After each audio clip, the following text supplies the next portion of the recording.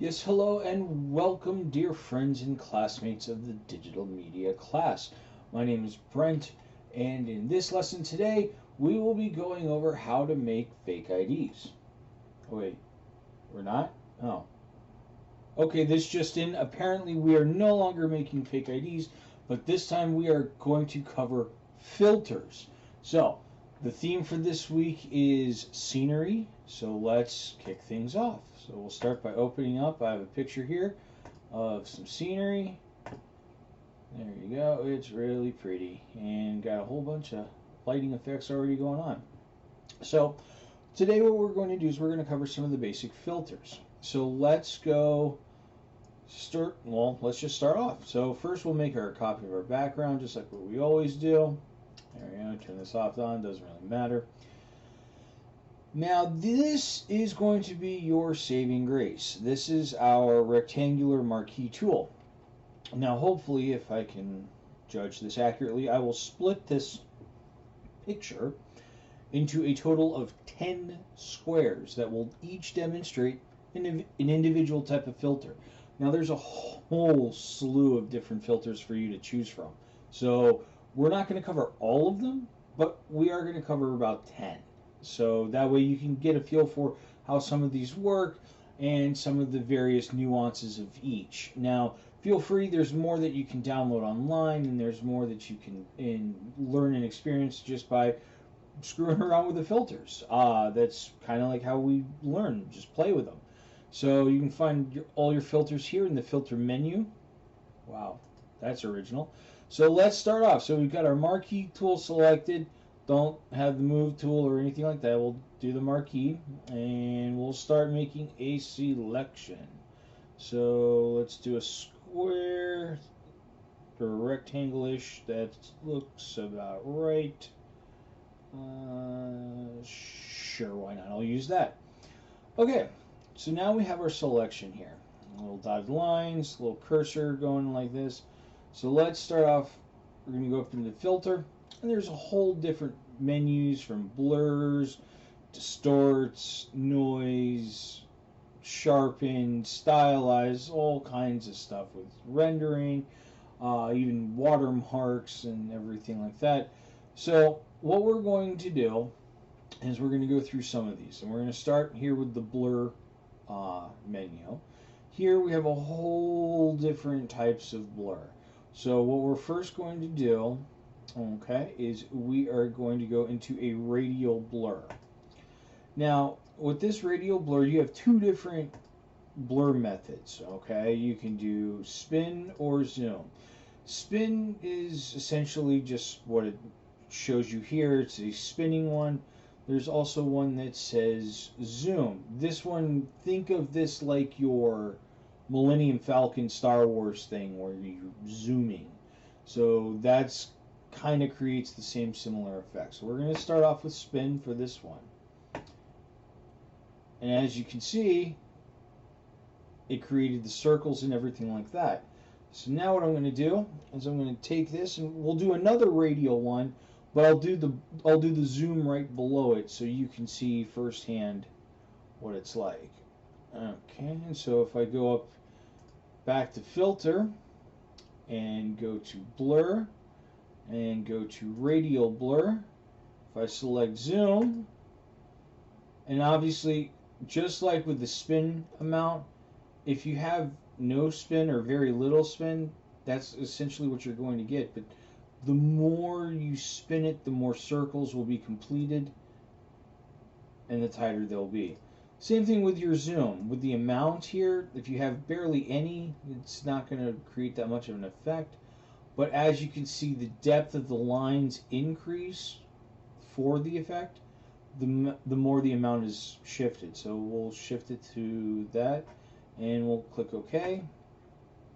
And as you can see, it shifts everything there almost from a centerized focal point. You can see how the lines have zoomed out. Okay, so now that's the radial blur. Okay, so let's take a look at some of the other ones. What I'm going to do is I'm going to drag this up here back to the top. And I'm going to go to filter here. And this time we're going to check out distort, a couple of distorts. So the first one we're going to do is, actually I'll do the twirl since it's right next to the spin for the radial blur, so you can see the difference between the two and how they interact. So here's the twirl. Now, as you can see, if I switch this number to 0, okay, this just becomes a straight up and down, left and right, and everything like that. And so if we do that, that's fine, but the slider here determines the direction of the twirl itself. So from the 4 anchor points, it determines the direction as well as the severity or the amount of the twirl itself. So let's just go ahead and we're just going to crank it all the way over. Okay. So as you can see, this is the radial blur for spin. This is the distort for twirl. So let's do a little bit more. I'm going to come down here now. We'll move it down here. There we go. And now what I will do is we will take a look at, filter. Here we go. Some more distortion. Let's do ripple. Now imagine if you were underwater looking at an object through sort of the wavy optics of the water surface. This is essentially what you're going to be creating, and it's different sizes of the ripple itself. So if you do small, and we put this at 0, everything looks pretty much standard copacetic. But the more we increase, you can see how it's all of a sudden it's getting really distorted and everything. And same way with the other side. Okay, shifts the distortion, and that's what that creates. And then if we make that actually bigger to the medium size, it happens a lot sooner. Because before we were out here when we could really start to see a distortion, but now that we've switched this to medium, you can really see the distortions here. If we crank this all the way over, it'd be almost unrecognizable. And so let's go ahead and bring this back down, and then we'll select large. And as you can see, it almost already is crazy down. See, just around 200% is unbelievably wavy. And obviously, if we crank this all up, it looks incredibly weird. So let's go ahead and we'll do that. So this is the ripple effect. Okay. Now, there we go. So actually, I'm going to Control Z and undo that, because I'm actually going to increase it even more. So we go to distort. I'm going to go to ripple. Here we go. We'll crank it and see what that does. There's the ripple. Okay. Now, what I'm going to do is going to show you the difference between this and the wave. So now, if I take our thing here, our selection, and shift it over, I'm going to go to the filter again. I'm going to go to distort and go to wave. Now, if you've ever seen those oscilloscopes where you see like the actual sine wave, where it kind of like up and down and everything like this, this is essentially what you are creating with this filter. So in terms of your wavelength, you can have really drawn out waves that are really, really long. You can have very short wavelengths. So it really depends on how wide of the wavelength you want. So obviously, more narrow, you can fit more waves in. If we stretch it out, obviously it becomes almost completely flat. So we can see how it adjusts, so on and so forth. So we'll create a few of these waves. We'll have a few of these waves here in the image. Okay, so we got some waves here. Now the amplitude. This is essentially how high you want the peaks of the wave. So do you want very low peaks? Do you want, see, it's low peaks, see, it's kind of flat. Bring the amplitude down to like literally almost nothing, and image looks flat.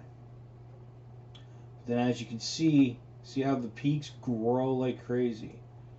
So, and that's the min value that we're adjusting here. This is the max value. So the highest the peak can go is here. The minimum value that the peak will go is here. There we go. So let's give us a little bit raised peaks. There we go.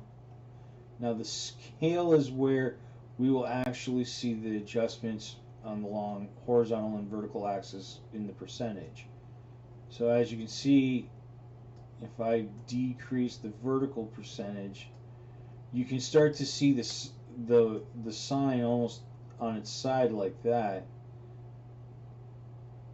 So let's go ahead and do that. And you can change this up as well. Like as you can see up here, we're just doing a sine wave right here. You can change this up. You can do triangles. You can do squares if you wanted. So we'll do a square wave. Okay. So now that we've shown that. So this is a square wave.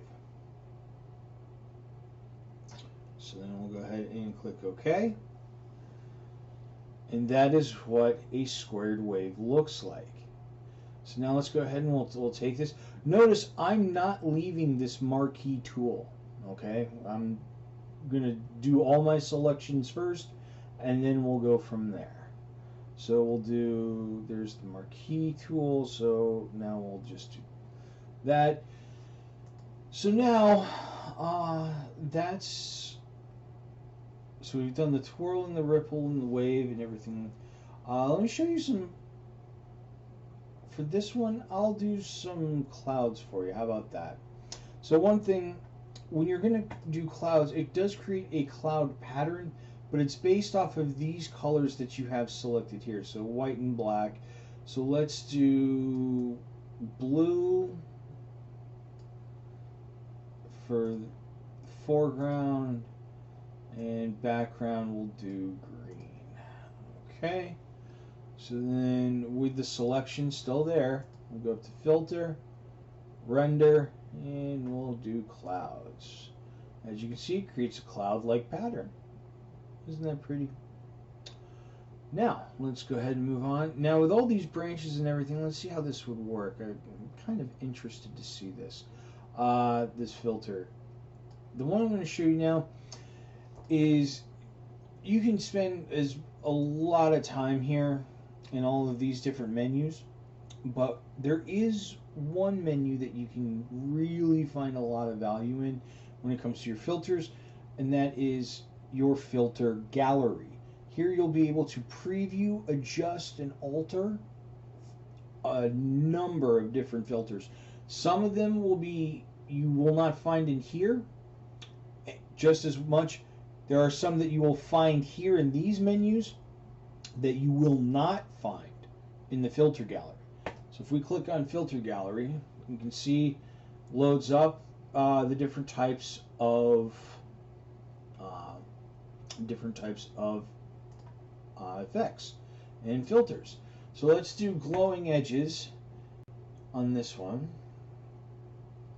There you go. Let me move this in so you can see this. Here we go. Okay. So now, if we look at the glowing edges, we can see that we have an edge width. So we can make it really, really wide, which kind of like whitewashes out the picture. There's also edge brightness, so you can, see obviously how bright you want to make your edges. Now here's the smoothness. Now if we take this down, you can see there's a lot of noise and distortion and a lot of subtleties. And the more we increase the smoothness, the less of that you get to where it's your primary accent. So that looks pretty nice. You got nice little patterns here. So we'll go ahead and go with that. Okay. And there you can really see the difference right there just between the branches and the trees and whatnot. All right, so now with that, let's go down here. Now before we did ourselves a wave, right? But it wasn't a sine wave. So let's go ahead and look at some more in the filter gallery. So let's go into texture. Okay. Now this one's called patchwork. Now this is pretty cool. Like if you've ever seen those bathroom tiles where you get the little tiles or like the pictures that are done with the mosaic tiles and stuff like that, this is something similar to what you could experience for that. This top adjustment slider, this is for your square size. So how big do you want to make the actual squares? And then the next one underneath it is the relief. So how much distance in depth does it get from the actual image itself? So as you can see, when it's at 0, it looks very flat. But as we increase the relief, it almost seems to add more depth that you can see all the way through here, especially down in here and down towards the base of the tree. So I'm going to go ahead and click on that. And as you can see, there's a dramatic difference between these two types of filters. Okay, so now that we did the patchwork, I'm going to show you what the mosaic tiles look like. Here we go. And I'll just do this. And then we've got, yeah, I'm not even going to worry about that. We'll just crop at the end. So now we'll go up to filter and go back to the filter gallery. And this time we'll go to the mosaic tiles. Now this is pretty cool because as you can see, they got all different types of lines and everything like this, and you can fill that with the different types of grout. So as you can see, if you were to look like, for instance, in this section, because it's a little bit lighter, maybe a little bit easier to see, as I increase the grout, you can see how it just absolutely grows, and it spreads these other tiles further and further away. If I decrease the grout width, it brings the tiles closer and closer and closer together. So as you can see, that's as far apart as it can go, and that's next to touching. So finding a good subtle difference would be a great way to go about it. So we'll do that.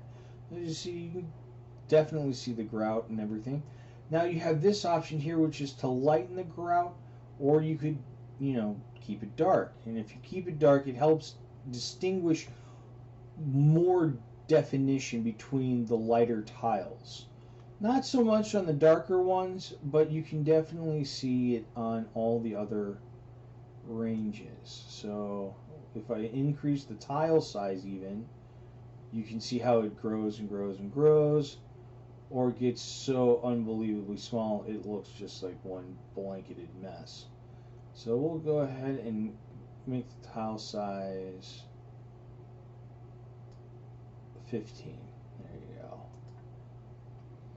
So as you can see, that's the difference. Here's the patchwork, and then here's the mosaic. Okay, so now let's do our last one.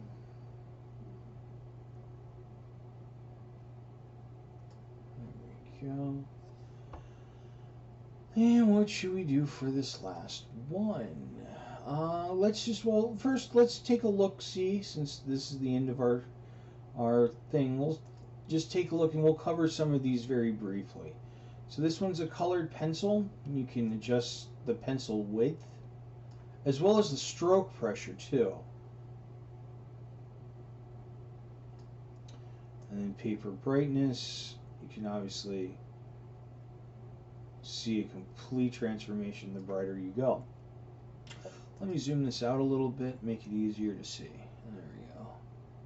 There's other things. There's a cutout, which is kind of cool. Reminds me of those old flyers and stuff that you'd pick up at a nature park or something like that. Film grain, fresco, neon glow. You can even change the glow color if you wanted to. So let's change to blue. And as you can see, here are my colors. Notice how this is the blue and green now. So, paint daubs. We've got palette knife, plastic wrap, which kind of makes everything look like it's wrapped in that wonderful hand-breaking plastic. You can smooth it all out, which, yeah, makes it look really atrocious. So then, yeah, we've got rough pastels, underpainting, watercolors. But then you've also got other things like brush strokes, ink outlines, sprayed strokes, diffuse glow, glass, ocean ripple.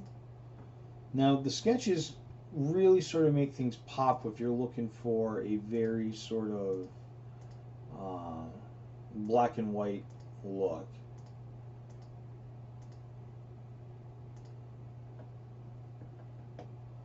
Which obviously you're not going to get black and white because I've got these colors here. So let me change these back to white and black. There we go. Go back into the filter gallery, and if we look at sketch, there you go. So here's the plaster, essentially creating the image definition as much as you can. You can see how with no smoothness you can really start to get the individual textures of the tree.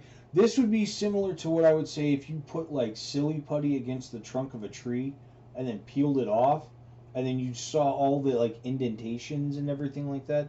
That's essentially what you're looking at there. The torn edges, graphic pen. So if you really wanted to create a very sort of striking image of that, and here's your light and dark balance. Sort of like a gritty noir comic and everything, graphic novel. And then we already did the glowing edges and whatnot. So, actually, I really like that graphic pen. So yeah, let's do that. Perfect. Okay.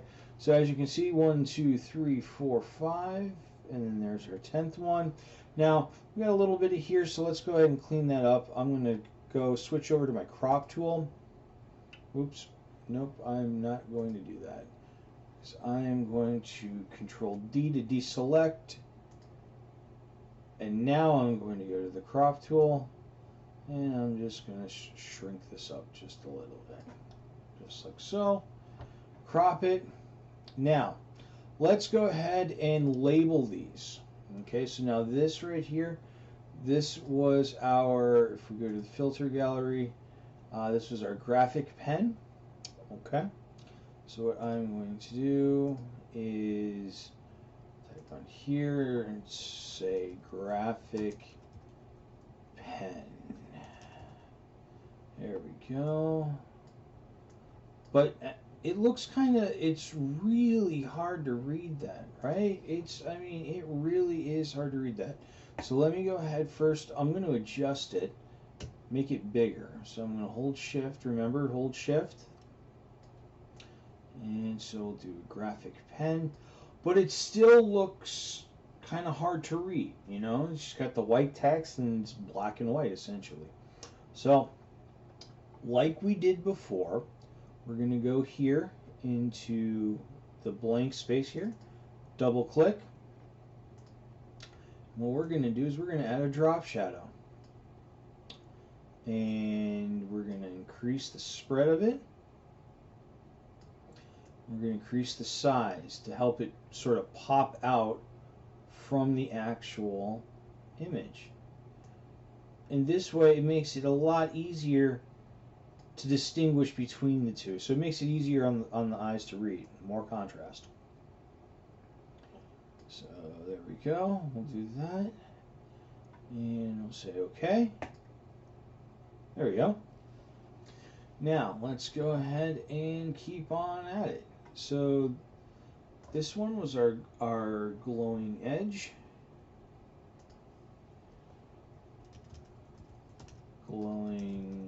edge. Oops.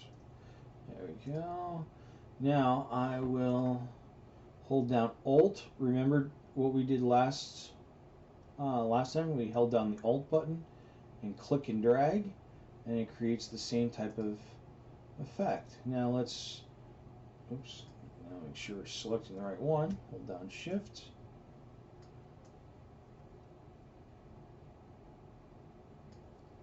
And make this our glowing edge. Okay. Now go ahead, and this one we went for render and then clouds. So this one will be render clouds.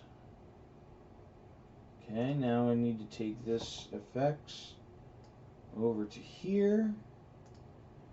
Take this, hold Shift. Oops.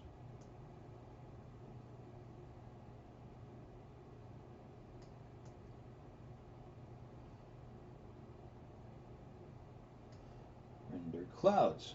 Okay, perfect. Now, this one was if we went to the filter gallery again.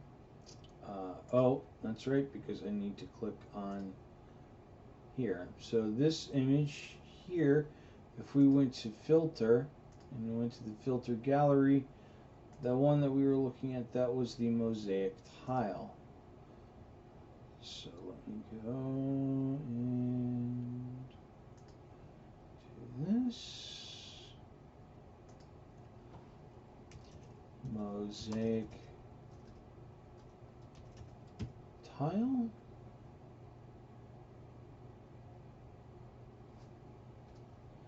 There we go. And actually, I'll keep that up there.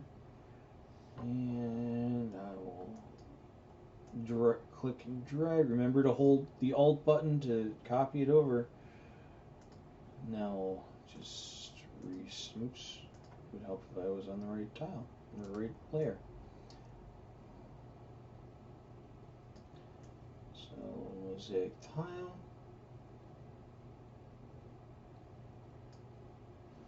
There. And now I'll use this one. This one was patchwork. Okay. Drag the effects to patchwork.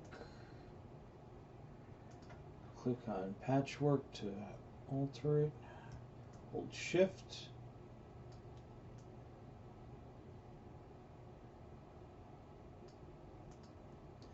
There we go. That's patchwork.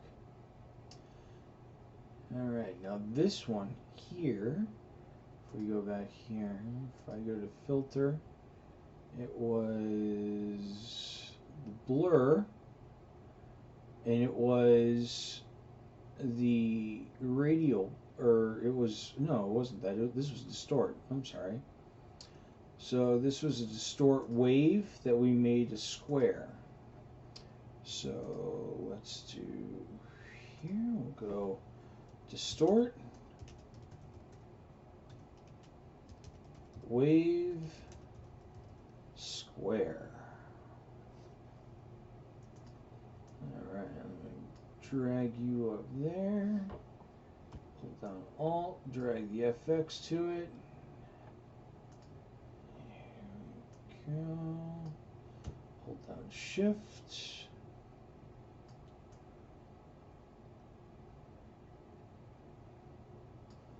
There, makes it easier to see. Okay, now this one was the ripple. So we go do distort, ripple. Okay, so hold down Alt, drag and copy, transform this.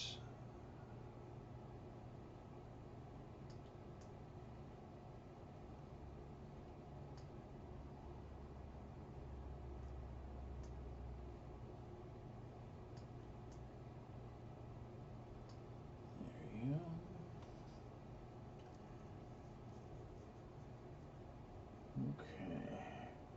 So this one here.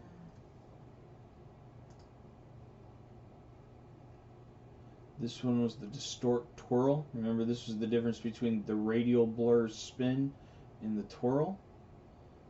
So let me go distort twirl.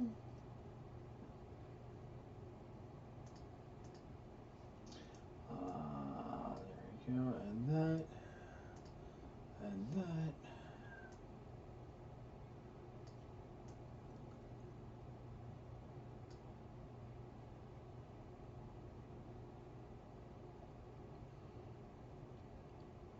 There we go. Okay, and so this one here, this one is radial. Wow, you can barely see that radial blur, and this was spin.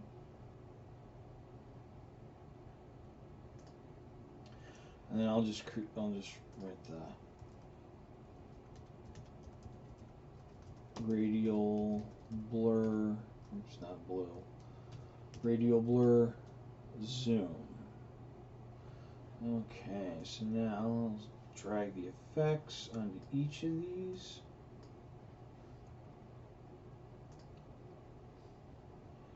Hold down Shift.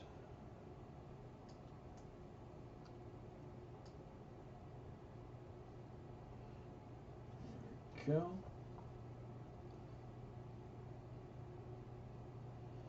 And sure, we'll go for the zoom.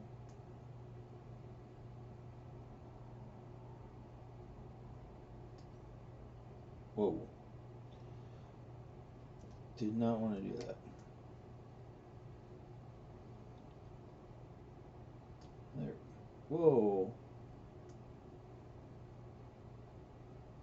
There we go. I don't know why I was doing that. There.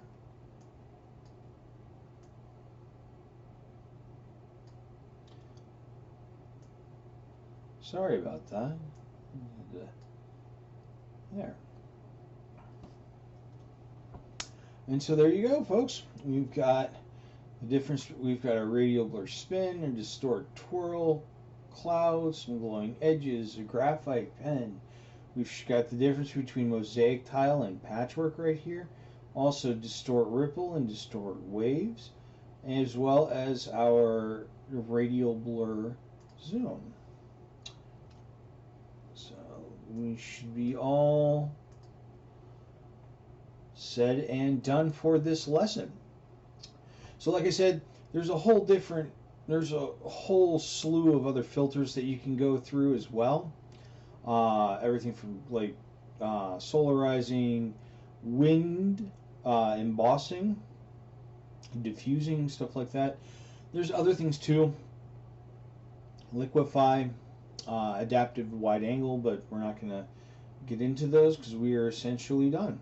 So now that we are all finished and complete, you can really see a difference between that's what we had before